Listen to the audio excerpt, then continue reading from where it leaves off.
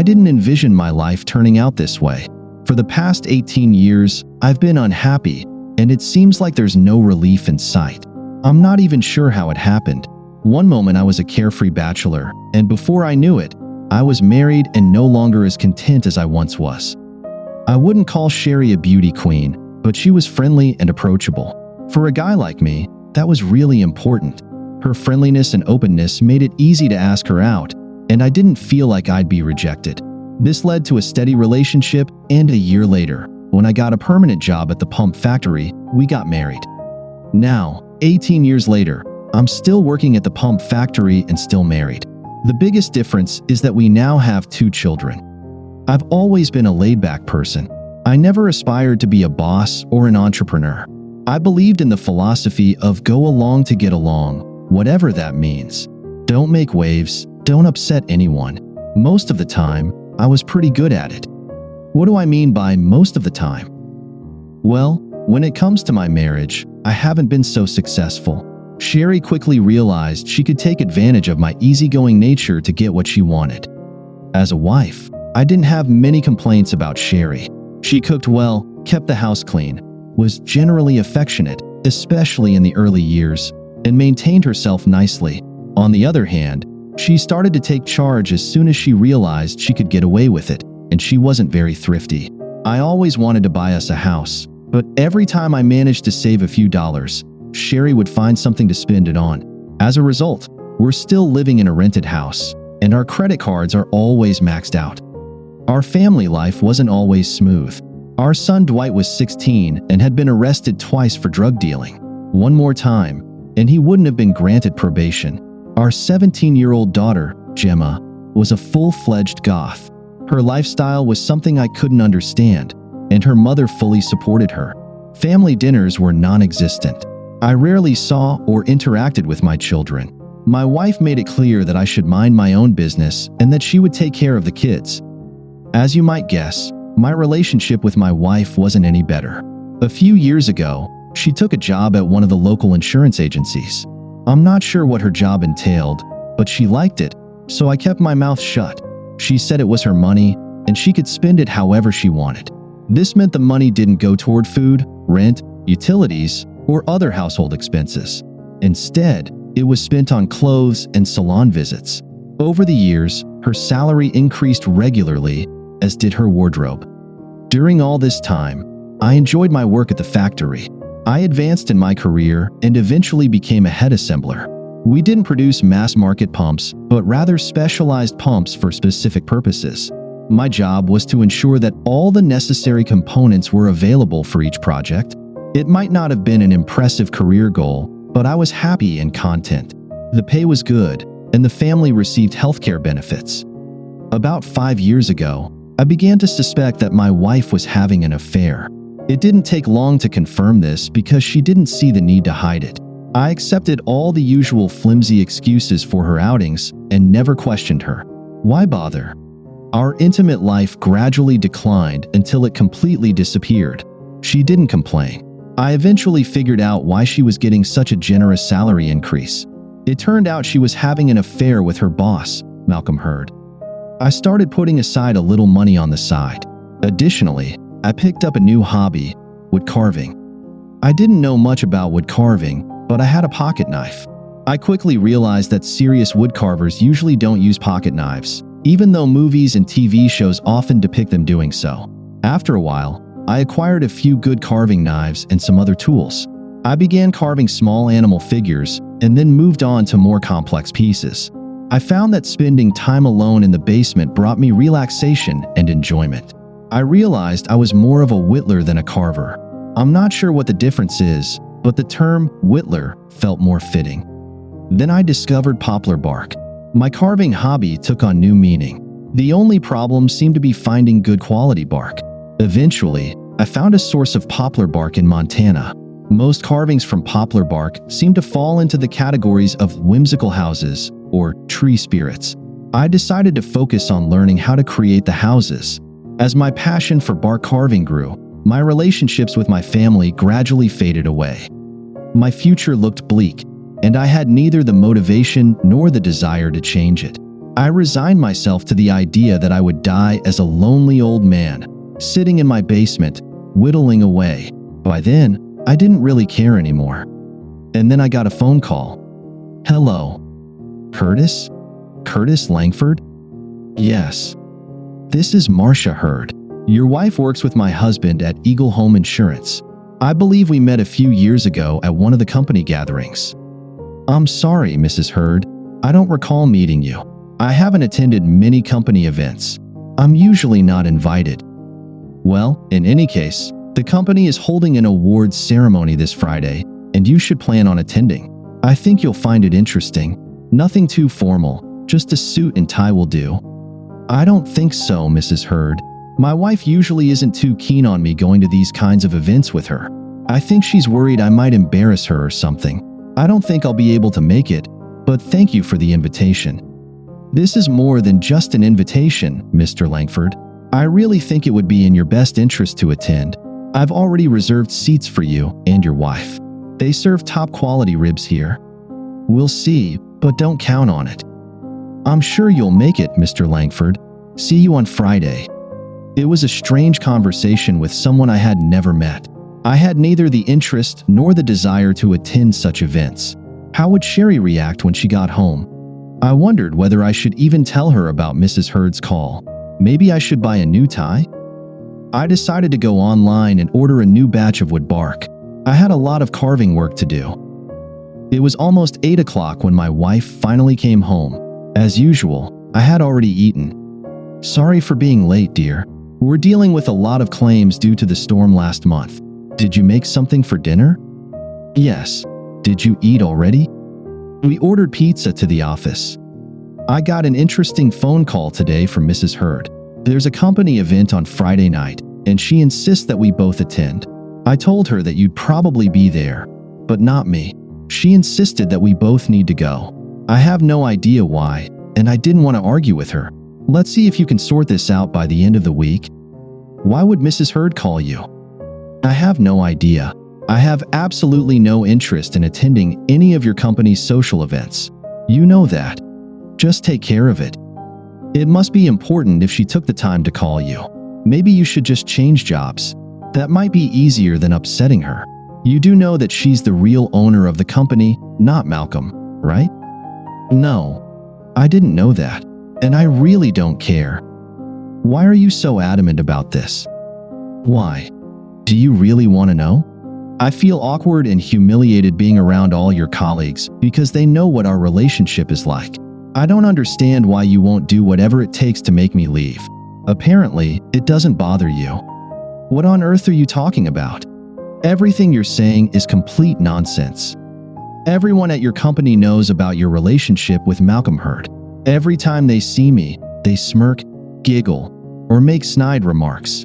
I can deal with it by avoiding them. That's why I just stay out of their way. Curtis, you're not thinking clearly. I don't know where you're getting these strange ideas. You're going on Friday. That's final. Buy a new tie. No. Forget it. I'll buy you a new tie. Interestingly, she didn't deny or defend her relationship with Malcolm Hurd. She simply let it slide. If you don't discuss it, it doesn't exist. This was the first time I had ever said anything or implied anything about her affair. There was no reaction from her. For years, I had tried not to rock the boat, and when I finally did, it didn't seem to matter. It was as if she didn't care whether I knew or not. I decided I needed an exit strategy. I wasn't going to endure this any longer. I would just move on.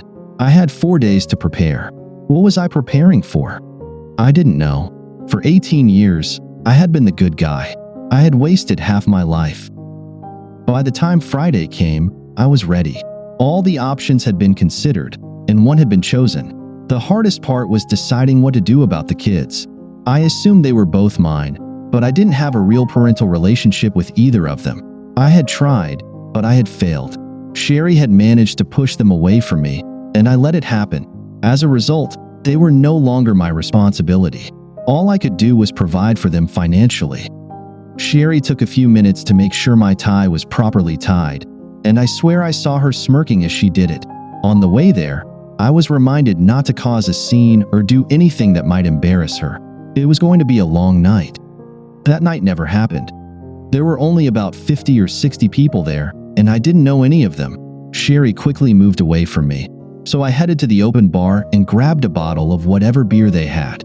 I hadn't even finished my first one when I noticed a few younger guys glancing in my direction and smiling. As I turned away, I caught the word cuck and heard some chuckles. "Hi, I'm Gary Jones. You're Curtis, right? Sherry's husband?" He extended his hand. I shook his hand and just nodded, silently confirming my identity. We stood there for a few seconds, neither of us quite sure how to start a conversation. "So, Curtis, how long have you and Sherry had an open marriage?" I've heard about arrangements like that, but I've never met anyone who actually lives that way. He smiled and waited for some kind of response. He wasn't being smug. To him, it was a genuine question. I noticed a small group of women nearby looking in my direction and giggling. If I stayed here, it was going to be a long night. I hadn't even been there 10 minutes. I set my half-empty bottle on the counter, turned to my companion, and shook his hand again.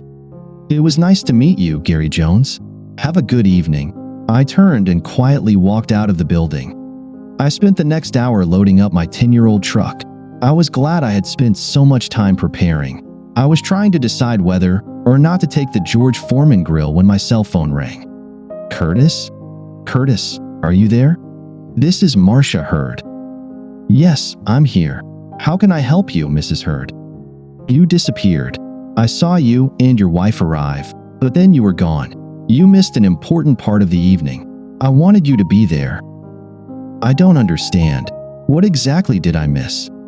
"At 8 o'clock tonight, my husband Malcolm was served with divorce papers, and your wife was also served with a court summons. Since I own the company, they were both fired as well. I wanted to do it in a way that would maximize their humiliation. That's why I wanted you there, to embarrass your wife as much as possible." "Wow. Sorry I missed that. I admire your creativity." I didn't know what else to say, so there was a brief silence. "Are you going to be okay, Mrs. Hurd?" "Yes, of course. Why do you ask?" "Just trying to be a little tactful." "Well, thanks for the call. I need to get going. Best of luck with your business. Goodbye." I hung up before she could continue the conversation. I had a long drive ahead of me. The evening had gone much better than I had expected. I decided to bring the George Foreman grill with me. My brother Stan and his wife Barbara lived in Huntsville. Stan had his own business servicing garage doors and gates at private storage facilities. There were more than 100 storage units in the area, which meant thousands of doors constantly needed repair. He had more work than he could handle. Some larger facilities had their own maintenance staff, but for most, it was more cost-effective to outsource the work. I moved in with my brother and immediately started my new job. After working with him for 3 weeks, I began looking for work on my own. It was a welcome change of pace. I kept my old phone but removed the SIM card. Stan gave me a new phone for work. I also started searching for an apartment. Living in the guest room wouldn't work for too long. I didn't communicate with Sherry or anyone from home. No one knew where I was. I got an Alabama driver's license and registered my Subaru. Life was good. Everything was going great. I had a small apartment just a few minutes walk from Stan and Barbara. I set up a wood carving area in one of the bedrooms. I bought a small deep fryer to go along with the George Foreman grill. I didn't go on a keto diet, but I started watching my carb intake. Over 6 months, I lost 15 pounds. I didn't miss my old life, but it felt like I never got any closure. I expected someone to come looking for me, but that never happened. No one cared that I had left. Maybe they missed my money, but I was sure they never missed me. I was never served with divorce papers or any demands for support. I did have a few sleepless nights worrying about it, but I quickly got over it. Finally, one day, I decided it was time. "Hello, Curtis, is that you?" Her voice sounded normal. "Yes, I'm just calling to see if you filed for divorce." "Why do you ask? Are you thinking about getting married again?" "No, but I thought you might. I don't want to stand in your way." There was a brief pause. "Curtis, where are you? Don't you ever think about coming home?" I hadn't planned on it. As far as I'm concerned, things are fine the way they are. What about you? I'm afraid not so well. Fortunately, you called on a Sunday. I usually spend most of the day at work. Every morning, I work at Waffle House, and in the evening, I do shopping at Kroger. It's the only way I can afford to pay rent, utilities, and car insurance. Sorry to hear that. What happened with your company? I didn't get a response. I waited a few moments. Aren't the kids able to help you out? They're both old enough to get some kind of job. Dwight got caught selling drugs again, and he's serving 2 years at a juvenile center in Graterford. Gemma is in California with a guy named Rocco. I never did learn his last name, so they're not much help. Well, Sherry, I'm sorry things aren't working out for you. If you decide you want a divorce, just let me know. How am I supposed to do that? I don't have your address, and you keep your phone off. At that moment, I quietly pressed the hang up button. I blocked her number and turned off my phone. I would need to buy a new cell phone, maybe something smarter. The turning point in my new life came the following month. There was a craft show at the Von Braun Center in Huntsville. Stan and Barbara insisted that I go. One of Barbara's childhood friends was participating in the show and wanted to meet me. It sounded like some kind of setup, which I resisted, but I really wanted to see the show. Susie Doyle had displayed small figurines made from ceramics. Each one was about 15 to 20 centimeters tall and had a unique black finish. The figurines were unusual. They were animals, but unlike any I had ever seen. Some resembled penguins, but had heads like pelicans. I noticed a few small cat figurines with faces that looked like owls. They were, to say the least, unique. After the introduction, I had many questions. I probably should have been more interested in Susie herself, but I messed up by showing more interest in her artwork. Why are they all black? Do you burn them yourself? Are those real wood shavings or pellets? Why are some parts shiny and others dull? Susie apparently found my questions reasonable and took the time to answer each one as I asked them. Stan and Barbara were smiling, and Barbara seemed to be giggling slightly. They excused themselves and continued exploring the exhibition. I stayed behind and talked with Susie. I spent more time with her than I had with any other woman. We didn't discuss anything personal, but I asked if I could visit her at her home. She was very receptive. Half an hour later, Stan and Barbara returned. We stopped at Outback for dinner. Curtis, do you realize that ever since we left the convention center, all you've talked about is Susie and her animals? Barbara was kind of smiling as she said this. I paused for a moment. I guess so. I liked her. I also liked her quirky little animals. I felt comfortable with her. Stan leaned across the table and looked me in the eye. That's great, Curtis. Don't let this one slip away. I felt a bit embarrassed, and Stan and Barbara noticed. They both grinned when I told them I planned to visit her that weekend. Finding Boaz using GPS was easy. Finding Susie's actual place was a bit more challenging. It wasn't farmland or ranchland, just rural countryside. The house sat back from the road, about 100 meters or so. There were several outbuildings, more than one might expect. I wouldn't say it was neat, but it wasn't shabby either. You could say it looked lively. Additionally, it was very secluded. I was greeted with a hug and the barking of a dog, who quickly calmed down when it realized I wasn't a threat. The chickens, on the other hand, didn't seem to care one way or the other. We started the day with coffee and a relaxed conversation. She was eager to show me how she worked with ceramics. About 30 meters behind the house, there was a small hill, and on one side, you could see where she extracted the clay. There were several roughly made stands with wire mesh bottoms that she used to sift the clay before bringing it home. It quickly became clear how she managed to maintain her fit figure. Hauling a wheelbarrow full of clay back to the workshop over a bumpy road was no easy task. A few hours later, I was thoroughly impressed. The only thing I didn't understand was what the sawdust had to do with it. She said that would come after lunch. The sawdust was used for firing the ceramic figurines. She would load a 250-liter barrel with sawdust and green clay figurines, then set it alight. It took several days for the smoldering fire to reach the bottom of the barrel. By that time, all the figurines were fired. The finer the sawdust, the slower the fire would burn. We had a couple of sandwiches for lunch, then sat on the porch. She placed a cooler between two massive rocking chairs and smiled. I think she called Stan and Barbara before I arrived. The cooler was full of dark brown bottles. We didn't make it to the sawmill, but we certainly enjoyed a few cold ones. Susie made us pasta for dinner, and I spent the rest of the evening drinking coffee.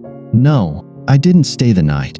I really needed the GPS to find my way back home. I started spending a lot more time in Boaz, which seemed to make Stan and Barbara happy. Although I had no real interest in making ceramic figurines like Susie did, I was fascinated by the process and enjoyed learning how she did it. Of course, during this time, I didn't do much wood carving.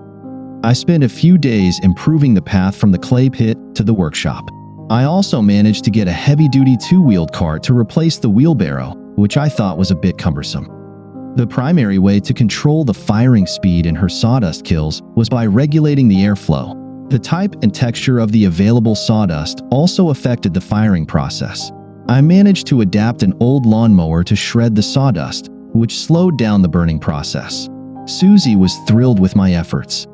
One thing led to another, and eventually, I ended up spending the night in Boaz. Susie and I became much closer. By that time, we were discussing personal matters. I carefully explained my family situation to her, making an effort not to sound resentful. She wasn't too concerned that I was married. Her situation was a bit different. Susie had been married for 30 years. They had no children. Her husband, Dave, had just retired. Shortly after they moved, he suffered a heart attack. When it happened, he was in the back of their house. By the time she found him, he was beyond help.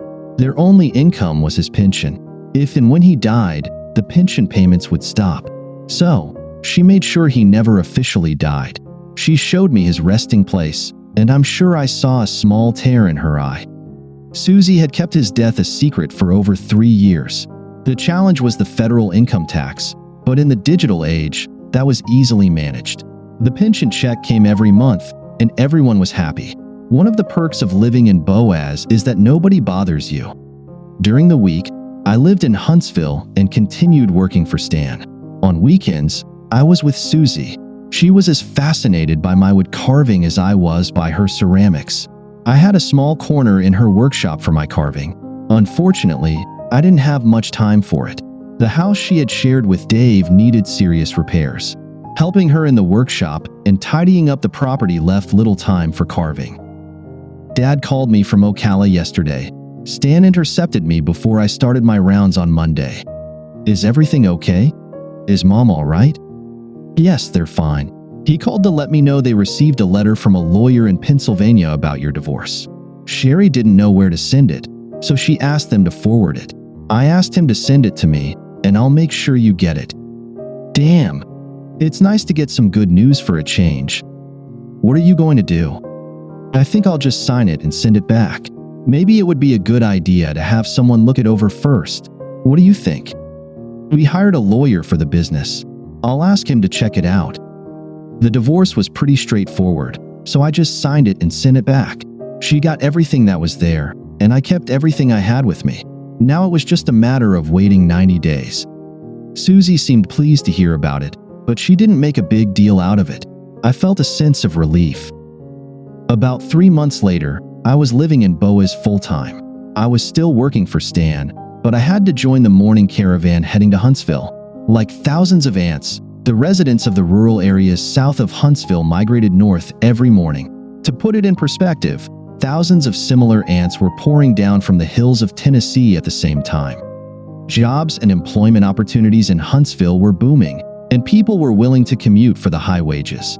Cars traveled bumper to bumper northward in the mornings and returned every evening. Life was good. I was no longer married. Susie was active in the craft community and kept a schedule of all the craft shows and fairs in the area. At least once a month, she attended an event to sell her creations. With a bit of encouragement, she also started selling them online. The only problem was that shipping costs were so high that it limited sales. I often heard her quietly cursing Amazon. She just couldn't understand how they could ship things practically for free. I usually didn't go with Susie to the sales events. By that time, I had accumulated quite a large collection of wood carvings. I had given some to Stan and Barbara, but kept most of them for myself. I never thought they were good enough to sell. Susie asked if she could take a few pieces to her next show, and I agreed. When she returned from the latest show, I had dinner ready. How did it go? Not bad. I sold 28 pieces. I'll need to work to replenish the stock for the next show. She handed me a handful of cash. What's this?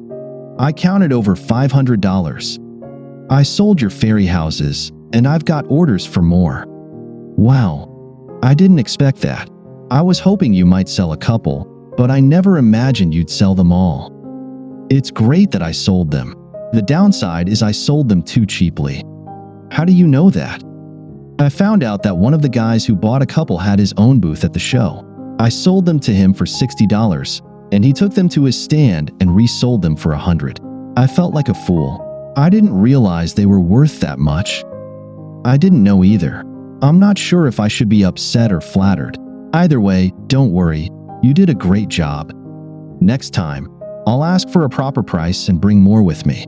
That chili smells delicious. I'd better order more bark. The problem arose at the end of October. Susie was digging in the pit, and I was higher up the slope, trying to figure out how to get a dry cedar log back to the house. Cedar wood would be perfect for carving comfort birds. I heard him before I saw him. "You're not easy to find, Mr. Langford." He sounded out of breath, as if climbing the hill had been a struggle. I was sure his extra weight and beer belly didn't help. What really caught my attention, though, was the large revolver in his right hand. "What can I do for you?" I racked my brain, trying to figure out who he was. He seemed familiar, but I couldn't place him. "You've already done too much. It took me years to find you. You son of a bitch. I lost my job, my wife, and my life. All because of you." Suddenly, I remembered. This was Malcolm Hurd, my wife's former lover. I was puzzled by the fact that I had nothing to do with his downfall. I was just an uninvolved observer. His wife had orchestrated and carried out everything. I was trying to figure out how to explain that to him when I heard a loud thud and saw him drop the gun and slowly slump to the side. Susie was standing behind him, holding a shovel. She looked at me, tilted her head, and said, "Oops." We both sat down on an old poplar stump by the path. After waiting a few minutes, we both started to get worried. "How hard did you hit him? He should have come around by now." Susie just looked at me and shrugged. It felt a bit awkward sitting there like that. A few minutes later, I stood up, leaned over, and put my hand on his neck. There was no pulse. I sat back down on the log. "What the heck are we going to do now?" Her tone held more curiosity than concern. "I guess we could call the sheriff and claim it was self-defense, but that could turn into a mess." It took a bit more time to think things through. "We could just bury him next to Dave and pretend nothing happened." I was surprised by how calm Susie was under the circumstances. "I know this is a strange question, but did you keep Dave's wallet and personal belongings before you buried him?" "Yes. I still have his wallet, watch, and wedding ring at home." "Why do you ask?" "Did any of the neighbors know Dave or spend much time with him?" "No, not at all. Dave kept to himself. We never visited anyone, and we didn't go to parties or anything like that." "Did he look anything like Mr. Hurd? I mean, could he pass for Dave?" "Same age, weight, and build. Dave wore glasses. I have them at home, along with his other things." "What are you thinking?" "I'm not sure if it will work, but I was thinking that if we could get a death certificate for this man, we might be able to pass him off as your husband and get you out of the pension fraud situation." "Isn't that risky? What if someone recognizes him?" We sat in silence for a few more moments. "I'm going to go get Dave's things from the house. I'll be back soon." While Susie was gone, I took the opportunity to assess the situation. The terrain was a bit uneven and rocky. He had a few scrapes and a bit of blood on the back of his head. I carefully moved the body with a medium-sized rock and spread as much blood on the rock as I could. There wasn't much blood, but enough to suggest he had a head injury. It looked like an accidental fall. I took his wallet, watch, phone, car keys, and wedding ring. With Dave's glasses, he looked generic enough to be difficult to identify. DMV photos aren't usually very clear. Susie called 911. The paramedics confirmed that he was indeed dead. They called the local funeral home and the sheriff's office. Both arrived within 20 minutes, and 10 minutes later, Mr. Malcolm Hurd was on his way to cremation, while Susie Doyle received the death notice of her late husband. That evening, Susie followed me as I drove Malcolm's car to Birmingham. I left it unlocked near the Kit Kat Club, placing his wallet and phone on the front seat. 2 days later, the funeral home issued death certificates for David Doyle. After a brief trip to the TVA headquarters in Chattanooga, Susie was able to stop the pension payments and also collect a $100,000 insurance payout. That evening, we celebrated at a restaurant. I was amazed at how smoothly everything went. The paramedics acted efficiently and knew what they were doing. The sheriff's department representative was satisfied with their conclusion of death and didn't see the need to call in a coroner.